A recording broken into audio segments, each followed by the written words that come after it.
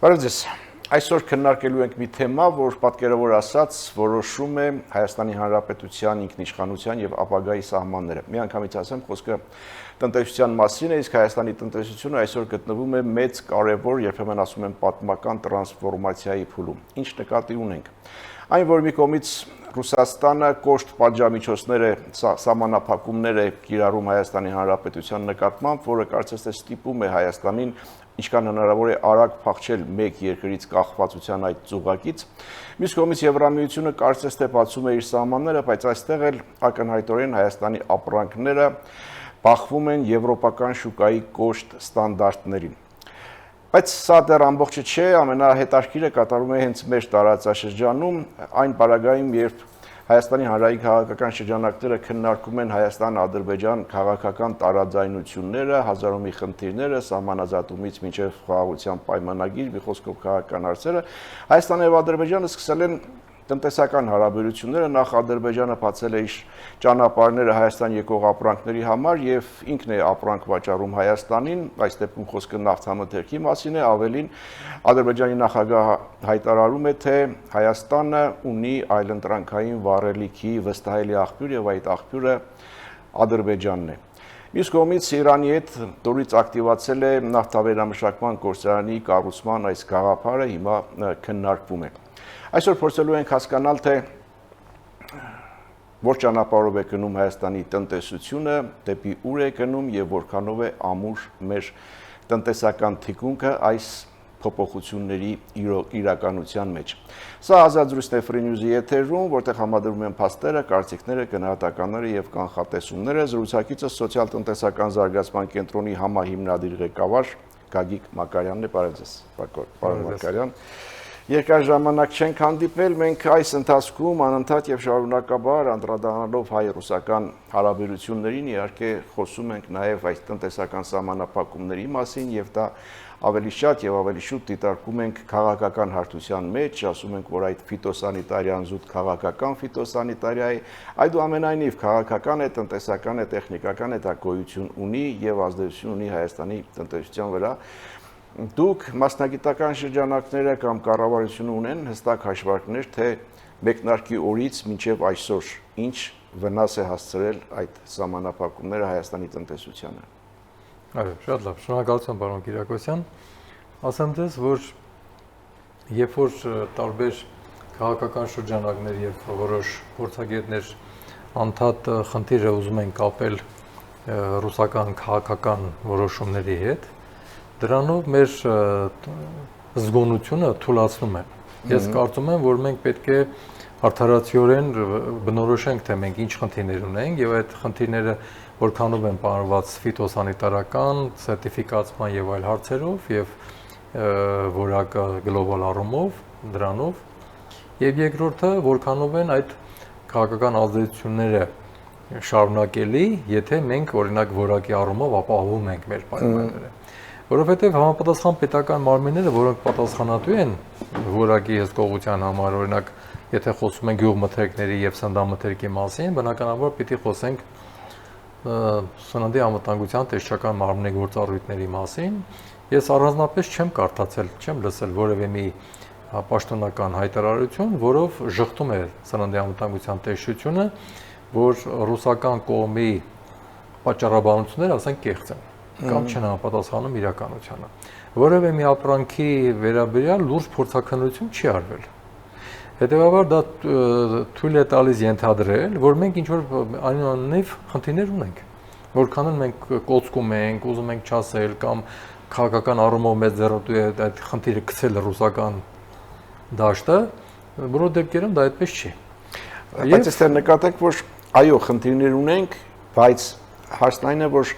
նախընթաց ժամանակներում այդ խնդիրներով հանդերձ Ռուսաստանը խնդիր չի ստեղծել։ Հիմա գամ դրան։ Ռուսաստանը պարբերաբար խնդիրները արձագանքել է։ Արձանագրել է եւ արձագանքել է դեռևս տարիներ շարունակաբար։ Ես տարբեր մամուլներով անդադ վերլուծելով խնդիրները անդադ տեղյակ եմ եղել, որ պարբերաբար մենք ունեցել ենք եւ կատնամթերքի, եւ կոնյակի հետ կապված, եւ պահածոների հետ կապված, եւ այլ խնդիրներ, որոնք որ եղել են պայմանավորված ֆիտոսանիտարիայով, սննդամթերքության սերտիֆիկատներով եւ այլն։ Վերջին հաշվով մի պարզ բան պետք է ասեմ, որ Հայաստան լինելով ԵԱՏՄ-ի անդամ, ԵԱՏՄ-ն ընդունել է տեխնիկական կանոնակարգեր, որոնք ԵԱՏՄ-ի գոստերն են, այսպես ասած, որոնց մեջ կա նաև սննդի անվտանգության պահանջների գոստը, որը սահմանում է, որ պետք է կատարվեն վտանգների վերլուծություններ եւ կրիտիկական կետերի որոշումներ սննդամթերքի կամ թարմ մրգերի բանջարեղենի հետ կապված, որպեսզի այդ ապրանքները ուրեմն արտադրելուց, տեղափոխելուց, միջև սպառողին հարցնելը չվնասվեն եւ չկրեն սննդի տեսանկյունից անվտանգության խնդիրներ։ Հետևաբար, բացի Հայաստանի ազգային օրենսդրությունը, կա նաեւ տեխնիկական կանոնակարգը։ Հիմա, եթե ԵԱՏՄ-ի մի երկիրը դա չի կիրառում կամ չի խոսում կամ Ռուսաստանն է միայն խոսում, դա չի նշանակում, որ անպայման Ռուսաստանն է սխալը։ Ես Ռուսաստանին չեմ պաշտպանում, ես գիտեմ, որ Ռուսաստանը քաղաքական երկիր է, երբ պետք է այդ փականը կբացի, երբ կուզի կփակի, բայց ինչու ենք մենք այդ փականին անդադ սպասում, որ ինքը բացի փակի, ինչու մենք չենք պատրաստվում, ինչու մենք չենք կատարում, ինչ որ պիտի կատարենք, որպեսզի այդ փականի դերը նվազեցնենք։ Հիմա Եվրոպան փորձեց այդ փականի դերը նվազեցնել, միանգամից մտնելով խաղի մեջ, ասելով, որ մենք կարող ենք մեր ուրեմն մաքսատուրքերը, ասենք թե զրոյացնենք մինչև 80% ապրանքների դեպքում, իհարկե իր ցուցակը դեռ հստակ չի, թե որոնք են այդ 80%-ի մեջ մտնում։ Պետությունը մեր կառավարությունը ասած մենք սուբսիդավորենք ուրեմն տրանսպորտային ծախսերը եւ այլն։ Դրանից առաջ կառավարությունը ուներ որոշում, որով սուբսիդավորում էր ստանդարտների, սերտիֆիկացման ծախսերը եւ այլն, որը էկոնոմիկայի նախարարության առաջարկով կառավարության որոշումով հիմնավորվել էր, բայց մենք նաեւ մեծ աշխատանք ունենք այն ձեռնարկատերերի հետ կատարելու, որպեսզի այդ մշակույթը, այդ ստանդարտների պահանջները գիտակցեն, հասկանան, հետևեն դրան։ Եվ վերջին հաշվով պետք է մի բան տարանջատենք, որ եթե նույնիսկ անգամ լավագույն ֆիրմաները, լավագույն ինտենսիվ այգիները, լավագույն ջերմոցները կիրառեն այդ ստանդարտները,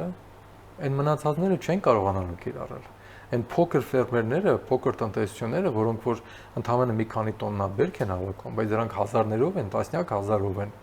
դրանք երբեք չեն կարողացնել այդ սերտիֆիկացիաները։ Չեք ասում երբեք, այսինքն որոշակի ժամանակ, եթե իրենք են աշխատում, կառավարությունն է օգնում կամ Եվրամիությունն է օգնում, մեծ խնդիրներ կան, որ իրենք պետք է լուծեն։ Առաջինը դա այն է, որ իրենք համարյա թիմ չունեն, աշխատանքային ռեսուրս չունեն մարդկային, որոնք որ պետք է տիրապետեն այդ խնդիրներին։ Երկրորդը իրանք ֆինանսական ռեսուրսների մեծ նվազեցում ունեն։ Երրորդը իրենք կայուն շուկաներ չունեն։ Իրենց համար խնդիրը հեշտ է նրանով, որ արտանողները գալիս էին բերքը հենց դաշտից վերցնում էին կամ գալիս էին տեղում վերցնում, գնում էին, տանում էին։ Արտանողի վրա էր մնացած ամբողջ այդ վաճառելու ուրեմն այդ ոնց որ ասած վարպետությունը, ինչպես նա կանի, ինչպես կտանի, հիմա կաշակ տալով կտանի, սերտիֆիկատ կճարի, թե ինչ կանի եւ այլն։ Այս փոքր ֆերմերային տնտեսությունները անգամ համարյա սերտիֆիկատներ չունեն, իրանք միայն բերք էին տրամադրում եւ այդպիսին էլ մնացել են, այդպես էլ դեռ եկող տարի կլինեն, մյուս տարի էլ կլինեն, դեռ երկար ժամանակ կմնան այդ վիճակին, որտեղ նրանք նաեւ չեն միավորվում, չեն հզորանում, նրանց եկամուտները այնպիսին են, որ թույլ չեն տալիս, որ նրանք գնան ավելի ծեր ասած կրթման, ավելի բարձր ուրեմն ստանդարտներով ռեժիմների։ Հետևաբար ստացվում է այնպես, որ մենք մեր երկրի ներսում պիտի հասկանանք դա եւ լուծումները հետեւյալն են, կամ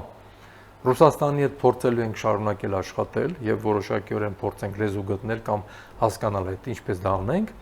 կամ էլ երկրորդը, որ մենք պիտի ստեղծենք մեխանիզմներ այդ մթերքը սպառելու ներսում։ Սպառման ճանապարհներից մեկը, ես հուշեմ, դա պահածոյացնելն է,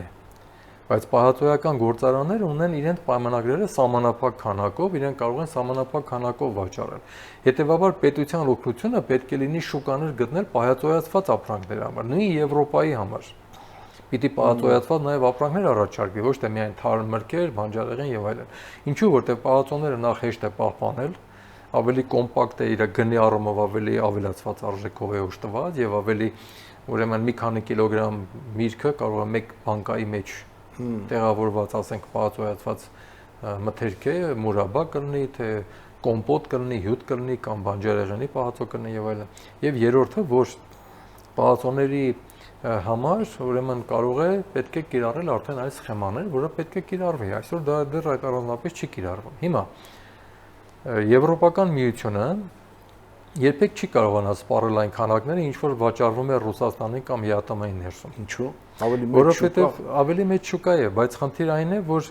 իրենք այդ շուկայում ունեն շատ բազմազան վաճառողներ եւ արտադրողներ։ Բայց մեր արտադրանքի ծավալն էլ առանձնապես մեծ չի։ Ես նույնիսկ գնահատականներ եմ լսում, որ եվրոպական որևէ երկրի, ասենք, մեկ առևտրային ցանց հազիվ կարողանա Հայաստանը փակել։ Գուցե այդպես է, բայց այդ եվրոպական ցանցը հաշվենք թե քանի կարող է 100 կամ 1000 խանութներ ունի եվրոպական երկրներում, այսինքն ինքը մեծ ցանց է։ Հիմա եթե մենք խոսում ենք 53 Այսինքն այն շատ է, որ Հայաստանը չի կարողանա։ Եթե մենք պիտի խոսենք 100-110 միլիոն հատ ծաղիկի մասին եւ այլն, դրանք արդեն զգալի թվեր են։ Դրանք փոքր թվեր չեն արդեն։ Հետևաբար այդ թվերի տեսանկյունից պիտի նայենք, բայց խնդիրը այստեղ ես նկատի չունեի միայն սպառման ուտելու, ծախսելու կամ օգտագործելու ծավալը։ Ես նկատի ունեմ դրա ամբողջ լոգիստիկաները, ես նկատի ունեմ եվրոպական Միությունը իհարկե մի կանոնակարգի մեջ է, բայց նաև ամեն մի երկիրը ունի իր ազգային կանոնակարգերը, պիտակավորումից սկսած, լեզվից սկսած, ինչերը պետք է մակնշվեն եւ այլն եւ այլն։ Եվ նաև սերտիֆիկատները, օրինակի համար, երբ որ էկոնոմիկայի նախարարությունը այդպես նաև կառավարության նիստերում այդպես շատ հպարտ եւ ինքնավստահ տոնով ասում է, որ մեծամասնություն ունեն Global Gap սերտիֆիկատներ, ես կասեի, որ փոքրամասնություն ունի։ Եվ էկոնոմիկայի նախարարությունը վստահ է, որ չի տիրապետում իրավիճակին։ Ինչու՞, որովհետև Global Gap սերտիֆիկատը շատ բարդ, շատ ծախսատար սերտիֆիկատ է։ Ես մի քանի անգամ ասել եմ մամուլով, դեր համար էլ ասեմ, որ եթե սովորական ասենք թե սերտիֆիկացման համար ստուգման թերթիկը, որով ստուգումները անցկացվում է, կարող է լինեն ասենք մի քանի հատ կամ մի քանի տասնյակ, ապա Global Gap-ի ստուգման թերթիկը միայն մոտ 90 էջանոց մի հատ գրքի նման ծավալ է, որը հսկայական ծավալ է, եւ այնտեղ մտնում է եւ բերքի քարտեզագրումը ըստ այգու տարածքների, այսինքն կոորդինատներով, որ այգու որ մասերում որ ծառերն են, դրանց աճեցման ռեժիմները, տեխնոլոգիաները, պեստիցիդների մասը, թունաքիմիկատների մասը, ջրի մասը, անձնակազմի անվտանգությունը, բերքի հավաքելու, պահպանելու, փաթեթավորելը եւ այլ եւ այլ։ 8-9 հենասյուներ կան, որոնք Global Gap-ով պիտի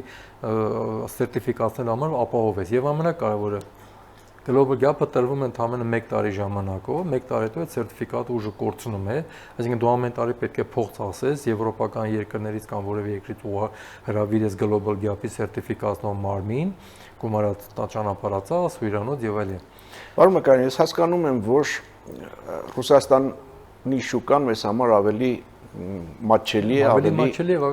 ավելի հեշտ է եւ մենք տարիներ շարունակ այդպես ապրել ենք, բայց հիմա եթե այսպեսի իրավիճակ է եւ դիվերսիֆիկացման հրամայական կա, դուք այսինքն բացառում եք, որ Եվրոմիության շուկան կամ այլ ուղղություններով շուկաները կարող են դառնալ այլընտրանք կամ դառնում են արդեն այլընտրանք։ Ուղղակի դրանք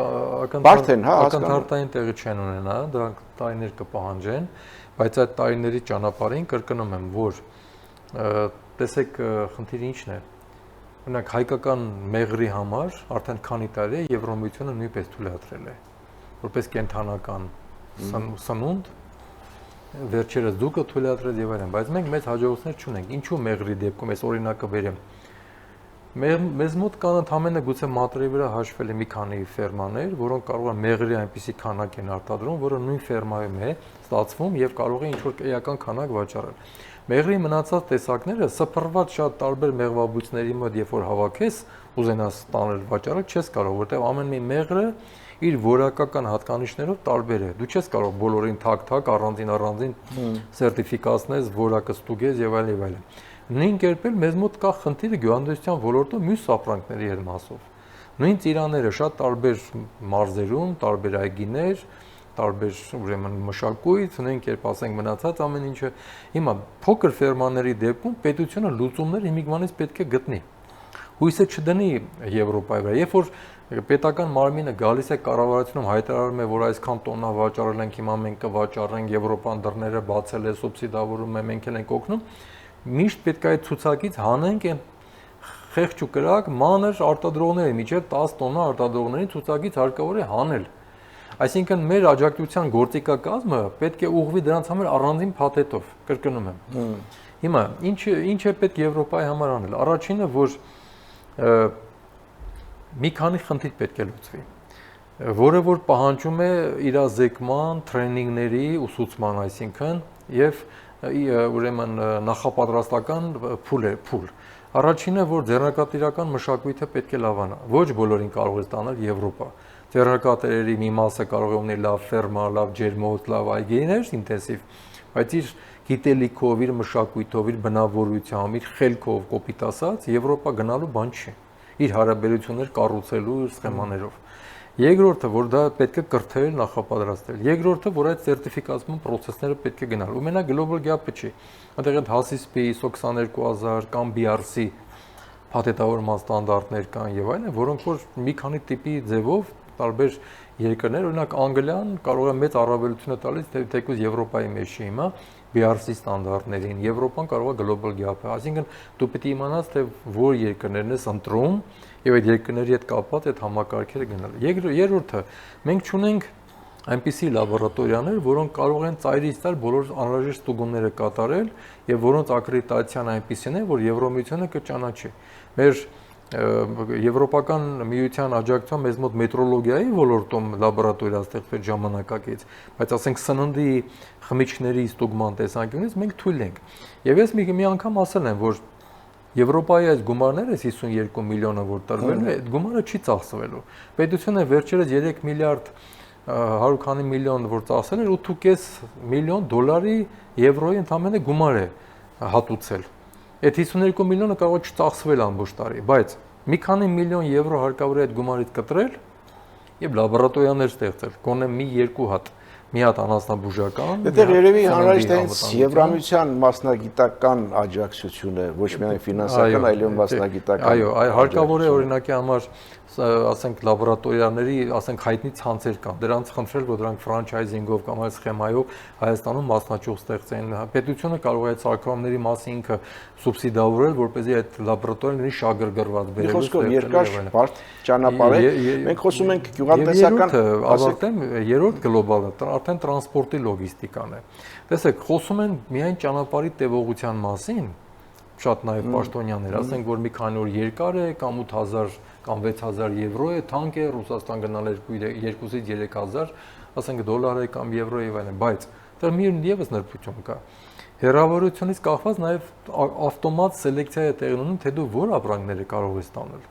Օրինակ նույն հաջողությամբ կարող է ասենք թե ելակը 8 օր չդիմանա, թեկուզ սառնարանային մեքենա, դու տանում ես ավելի երկար ճանապարհ, ավելի շատ տարուփոս, ցնցումներ կամ երկար է մնում։ Մենք մեր տաներում էլ որ սառնանում բերում ենք, ո հավերժ չէ սառնանում, ասենք միրգը պայելը չէ, ինչ որ ժամանակ հետո թեկուզ սառնանում սկսում է փչանալ այդ միրգը, չէ՞ կամ բանջարեղենը։ Հետևաբար ասենք պիտի նաև լոգիստիկան լինի ոչ միայն տրանսպորտի գինը ու տևողությունը, այլ այդ գնող ու տևողությունը պարված տվել ապրանքի հնարավորությունը։ Հասկանալի է, պարոն Վակարյան։ Այստեղ լիքը խնդիրներ կան։ Դիվերսիֆիկացիան ըստ էության այնքան էլ հեշտ բան չէ, ինչպես կա։ Բայց շուկաները, որ դուք հարցրեցիք, արաբական, մուսուլմանական շուկաներն են, փոքր դատարից հետո շարունակենք, վերադառնանք վարքյանն իրանց։ Հիշեցնեմ, սա Ազատ զրույցն է Free News-ի եթերում, ես զրուցում եմ սոցիալ-տնտեսական զարգացման կենտրոնի համահիմնադիր ղեկավար Գագիկ Մակարյանի հետ, մենք խոսում ենք Ռուսաստանի տնտեսական սահմանափակումների եւ Հայաստանի տնտեսության դիվերսիֆիկացիայի մասին, այդ թվում նաեւ եվրոպական շուկայի, գյուղատնտեսական ապրանքների հատվածում դուք ավելացում ունեիք, համեցեք։ Ես ուզում եմ նաեւ ասել, որ բացի եվրոպական երկրներից արաբական, մուսուլմանական աշխարհը բավականին մեծ է եւ այդ երկրներում նաև հայկական չրերը կարող են վաճառվել, ոչ միայն թարմ մրգերը եւ բանջարեղենը, եւ այդտեղ էլ պետք են հալալ սերտիֆիկատների արդեն կիրառությունը զարգացնել, բայց մի բան է կարեւոր, որ այդ տարբեր սերտիֆիկատները, ասենք թե ԵԱՏՄ-ում կամ Եվրոմիությունում կամ հալալ սերտիֆիկացումը հիմնված են նույն սննդի անվտանգության, այդ վտանգների վերլուծության կրիտիկական կետերի որոշման սկզբունքների վրա։ Իրար դրանք նման, այսինքն եթե մենք մի անգամ մեկը գոնե ունենում ենք, մյուսների անցումները հեշտ են։ Ուղղակի պետության դերը պետք է լինի նաև հալալ սերտիֆիկացման process-ների օգնության, որտեղ Հայաստանում հալալ սերտիֆիկացման մարմիններ չկան, պիտի հրավիրես երկրներից, բայց տարբերությունը նաև այն է, որ տարբեր արաբական երկրներ, տարբեր մուսուլմանական երկրներ նույն ակրեդիտացիայով չեն շարժվում։ Այսինքն հալալ սերտիֆիկատը Իրան Իսլամական Հանրապետությունում ձեռք բերված նրանց կողմից սերտիֆիկացված հալալը կարող է Իրաքը չընդունի, կարող է Քաթարը չընդունի, կարող է Հորդանանը չընդունի։ Տարբեր պետություններ իրենց ներքին ակրեդիտացիաներ ունեն։ Դրանով էլ նաև բարթանում է, այսինքն դու ունես halal սերտիֆիկատ, բայց դա ունիվերսալ չի բոլոր արաբական երկրների համար։ Եվ այդ halal սերտիֆիկատն էլ էլի թանկ արժի, առնվազն $4000 միայն սերտիֆիկացումը, չհաշված համակարգերի մշակում ներդնումը։ Ուրեմն պետությունը պիտի իհարկե սուբսիդավորում էլի, բայց պետությունը միայն սուբսիդավորելով չպիտի բավարարվի։ Ինքը կարող է դրա մասնաճյուղ Հայաստանում էլի ստեղծել այդ մարմնի, կարող է իրազեկումներ անել։ Վերջին հաշվով գործատուների հետ հարկավոր է տրեյնինգների, կոնֆերանսների ցիկլներ սկսել կատարել իրազեկման։ Եվ հայկական ապրանքները, որպեսզի նաև եվրոպական կամ արաբական աշխարհում վաճառվեն, տոնավաճառները ցուցահանդեսների կազմակերպելը շատ ակտուալ է դառնում եւ նաեւ միջպետական համաձայնագրերի վերանայելը։ Մենք, պարոն Գերակոսյան, ասենք ունենք մի քանի տասնյակ երկրների հետ միջպետական համաձայնագրեր, որով կրկնակի հարկումն ենք բացառում կամ այլ արտոնություններ ունենք եւ այլն, դուք քաջածանոթ եք, բայց ոչ բոլորի հետ։ Հիմա արդեն մենք պետք է այդ մարտահրավերների աչքով նայենք, թե որ պետությունների հետ նաեւ մենք այս նպատակային այս խնդիրները կարգավորենք,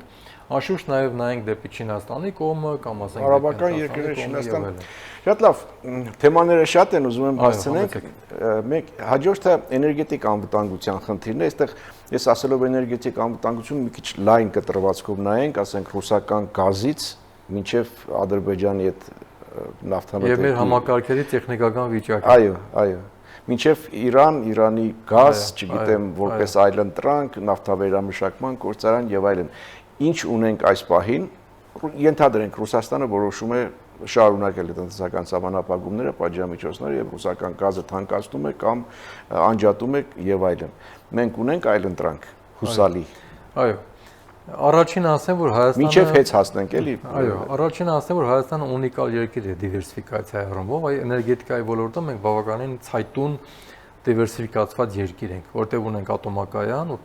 այսինքն մենք ատոմային էներգիա ունենք ջեկերի ջերմակայաններին, ունենք արևայինը, ունենք հիդրոկայաններինը եւ մի հատ արդեն քամու։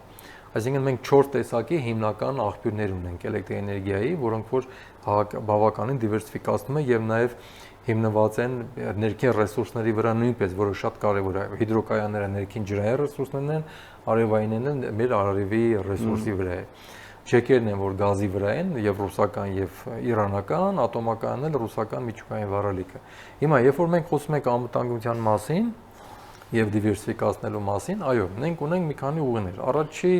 ուղիներից մեկը ես համարում եմ, որ քանի որ արևային էներգետիկան զարգանում է եւ նաեւ կուտակիչների խնդիրը կառավարության արդեն որոշմաված ճանապարհ կլուծվի, որը շատ ողջունելի է։ Իհարկե ոչ հիմա, բայց որոշ մի քանի տարիներ հետո մենք կարող ենք ենթադրել, որ արևային էներգիայի կուտակումները կբերեն նրան, որ մենք կարող ենք շատ տեխնոլոգիաներ, արտադրական process-ներ եւ մասնավոր սեկտորում նաեւ քաղաքացիների մոտ անցնենք էլեկտրակայանի, այլ ոչ թե գազի օգտագործման։ Այսինքն մենք գազի օգտագործման ծավալները նվազեցնենք թե արդյունաբերական նշանակության եւ թե տնային տնտեսությունները օգտագործենք էլեկտրական էներգիան, որպես նաեւ կանաչ էներգիա, մաքուր էներգիա, որը կարող ենք անել։ Սակայն այստեղ կա խնդիր, որ ես հիմա կանդրադառնամ հեծի մասով։ Երկրորդը, որ մյուս այլընտրանքը կարող է լինել, ասենք թե թուրքմենական գազի հետ կապված խնդիրները։ Ադրբեջանական գազը քիչ եմ ենթադրում, Ադրբեջանը ավելի շատ կարող է վերցնի վերավաճառի, թեկուզ ցածր գնով, հատուկ քանի որ ինքը նպատակ ունի լինելու հարավային Կովկասում եւ այս տարածաշրջանում հաբ էներգիայի մատակարարող, դրա համար ինքը հանուն այդ գաղափարախոսության կարող է գնալ կոպիտ ասած ավանտյուրաների, թեկուզ վերցնի վաճառի էժան գնով, որ գրավի, դարձնի իր հաժանորդը Հայաստանին, բայց ասենք իր քաղաքական նպատակները լուծելու համար եւ լինելու այդ հաբը։ Եվ Իրանի հետ երկրորդ գիծ կարելի է մտածել կառուցել կամ մի փոքր ճնշում ավելացնելով քանակներ ավելացնել, բայց իհարկե դա ռուսական քանակներին չի փոխարինի։ Հիմա տեսեք, մեզ մոտ 200 կիլովատ ժամից ավել ծախսը 50 քանի դրամ է։ 50 դրամի շուրջն է։ 1 կիլովատ ժամ էլեկտրակայանի։ Հիմա, եթե հեծի համակարգում բարեփոխումներ իրականացվեն եւ դրանք բերեն նրան, որ մի քանի տարի հետո մենք կարողանանք էլեկտրակայանի գինը իջեցնել մինչև 30 դրամ կամ ավելի քիչ կամ մի քիչ ավել, ու 30-ի շուրջը, ապա վստահաբար ես ասում եմ, որ մենք կարող ենք գազը բավականին տեղեր փոխարինենք արդեն էլեկտրոէներգիայով։ Սա հեռահար, բայց շատ լավ ռազմավարություն է։ Շատ նպատակային ռազմավարություն։ Հետո սկսված այս փոփոխությունները հույս տալիս են, որ հնարավոր է հասնել։ Հիմա ես ուզում եմ գալ հենց այդ մտքին, պարոն Գերակոսյան, որ երբ որ հեծի ղեկավարությունը նաև անդադ հայտարարում էր հուլիսի կեսերին մենք սկսենք պետական ուրեմն գերակաշահ ճանաչելու գործընթացը, ես ուզում եմ հարց տալ։ Ինչ է նշանակում պետական գերակաշահ։ Դրա ձևակերպումը։ Այսինքն մենք ենթադրում ենք, որ գերակաշահ դարձնում ենք նրա համար, որ հետո գինի էժանացնենք, զգալի էժանացնենք ու գնանք այն ռազմավարությանը, որ գազի կախվածությունը նվազեցնենք։ Թե մենք ուրիշ բաներ ենք անելու, որը գերակաշահի գաղափարախոսության տակ կարող է չտեղավորվի։ Ինչու, որովհետև շատ բարձ ձևակերպում կա եւ օրենքներով եւ քաղաքական առումով գերակաշահ ճանաչում ես այն դեպքում, եթե այն խնդիրները, որոնք կարևոր են քո պետության անվտանգության եւ ազգի հանրության համար, դու չես կարող լուծել ներկա սեփականատիրոջ շրջանակներում։ Դու դրա համար ես պետականացնում եւ գերակաշահ ճանաչում, որ լուծես հանրային կարևոր խնդիրներ։ Հիմա հանրային ամենակարևոր խնդիրը էլեկտրոէներգիայի գնի նվազեցնում է, որը նախ կխթանի տնտեսությունը գլոբալ առումով եւ գազից կախվածության առումով։ Բայց երբ որ նայում ենք հեծի թեկուզ այս 8 ամսվա աշխատանքը, որ ինչ որ ջանքեր դրվել են, որ ինչքան են անջատումները եւ այլ, օրինակ մեր տան թաղամասում 22 օրում 8 անգամ անջատվել է։ Այսինքն ստացվում է, որ շաբաթական 2 անգամ ռեգուլյար հոսանքը անջատվում է, թեկուզ 5 րոպե, 10 րոպե, բայց հիմնականում 1.5 ժամ։ Հիմա այդ իրավիճակը մեզ բավարարում է տեխնիկական, իհարկե ոչ։ Այսինքն մենք այնտեղ լուրջ խնդիրներ ունենք։ Հրապարակում են, ինչքան վարկեր են փակել ժամկետից շուտ։ Հիմա վարկեր փակելն է կողմ։ Ուրեմն պետությունը կամ պետք է անտոկոս կամ շատ էժան փոխառություններ տրամադրի, որտեղ եթե ինքն է վերցնում իր վրա, կամ պետական որպես արդեն կազմակերպություն ինքը նաև արտասահմանի բանկերից կարողանալ վարկեր վերցնել, բայց դրանք մի քանի տարիներ պետք է ինքը լուրջ արդիականացում իրականացնի եւ ապահովի։ Եվ երկրորդը, որ էներգետիկ անվտանգության տեսանկյունից նաև խոսվում է ՏԿ նախարարության կողմից, որ մենք պատրաստ ենք միանալու Թուրքիային, Ադրբեջանին, մյուսներին, չէ՞, ցանցերի առումով էլ, այստեղ էլ մենք խնդիրներ ունենք, որ մենք պետք է կարողանանք մեր դրվածքային հզորությունները զարգացնել, որտեղ մենք ունենք դրվածքային հզորություն, բայց ամենօրյա հզորությունները դրա շատ փոքր մասն են օգտագործվում։ Դրվածքային հզորությունները բարձրացնենք, ապահովենք, բերենք աշխատանքային վիճակի, այսպես ասած, եւ երկրորդ այդ բարձրավոր ցանցերը պետք է աշխատացնենք եւ կառուցենք, որպեսզի կարողանանք նաեւ այդ համակարգերի մեջ մտնել։ Այսինքն էներգետիկ անվտանգությունը մեր երկրի համար ներսում եւ նաեւ որպես արտաքին մատակարար անխափանության առումով մենք լիքը անելիքներ ունենք։ Եվ այստեղ ասեմ նաև, որ բնականաբար այն ինչ որ կառավարությունը անում է լավ է անում, որ օրինակ համար խնայողության մասին էլեկտրոէներգիայի խրախուսում է տարբեր ճանապարհներով, դա էլ պետք է մտնի, որտեղ այն որ նաև էներգիան չի խնայվում, դա էլ ակնհայտ է մեզ մոտ ծախսերի առումով։ Մեկ հարցել հաղորդումների ապաշրջափակման այդ գործընթացից սպասվելիք եկամուտների տնտեսության վրա ազդեցության մասին TRIP իրականանալի եւ դրանից ինչ կստանա Հայաստանը, այստեղ մենք մոտավոր պատկերացում կամ ինչու ոչ մոտավոր հաշվարկներ ունենք։ Ես արել եմ, ուրիշները երևի չէ, որտեղ չեն խոսում, բայց հետեւյալը, եթե մենք TRIP-ի մասով լինենք օպտիմիստ, որ պետք է աշխատի այնպես ինչ որ ենթադրվում է, եւ TRIP-ը նաեւ օգտագործի եւ կենտրոնական Ասիայի երկրները օգտագործեն եւ նաեւ Չինաստանը հետագայում մտնի խաղի մեջ, այլ ոչ թե ինքնուրույն ինքը իր ճանապարհները, որ հիմա գործարկում է այլ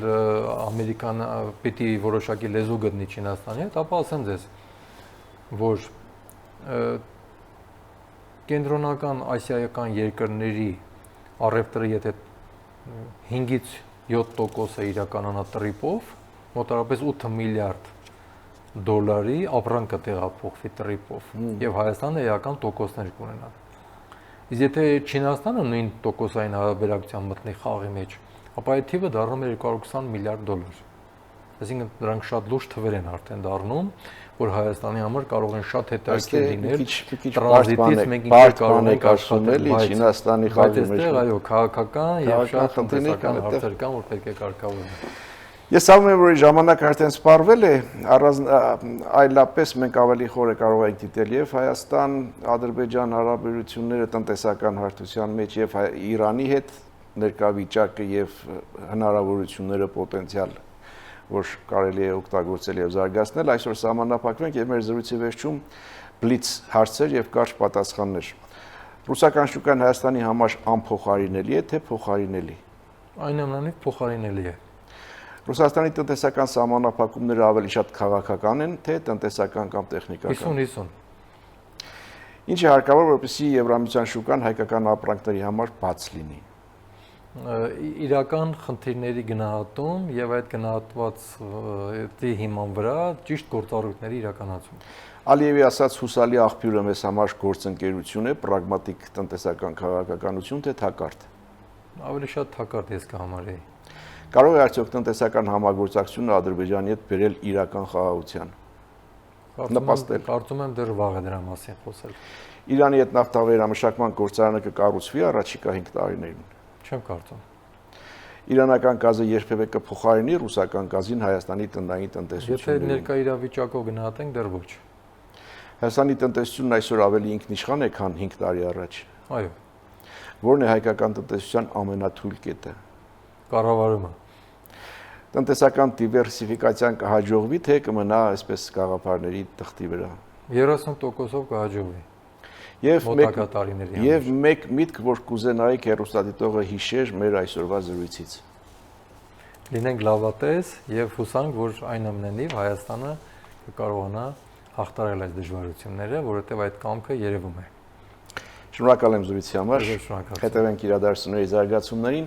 Տնտեսական ինքնիշխանությունը էժան հաճույք չէ եւ ոչ ոք չի պատրաստվում այն սկուտեղի վրա մատուցել Հայաստանին։ Եթե մենք խոսում ենք Ռուսաստանից կախվածություններից այդ ծուղակից ազատվելու մասին, ապա դիվերսիֆիկացիան, իրական դիվերսիֆիկացիան ոչ միայն հնարավորություն է, այլև ռիսկեր, որոնք պետք է ճշգրիտ հաշվարկել։ Իսկ ինչ վերաբերում է մեր տարածաշրջանին, կոնկրետ Հայաստան, Ադրբեջան եւ Հայաստան-Իրան տնտեսական հարաբերություններին, ապա սա էլ մեկ անգամ եւս գալիս է ապացուցելու, որ որևէ երկիր, այդ թվում Հայաստանը, չի կարող հաշվի չառնել իր աշխարհագրությունը։ Սա ազատ զրույցն է Free News-ի եթերում, ես զրուցում էի սոցիալ-տնտեսական զարգացման կենտրոնի համահիմնադիր ղեկավար Գագիկ Մակարյանի հետ։ Շնորհակալություն, որ մեզ հետ էիք, լավ մնացեք, կհանդիպենք։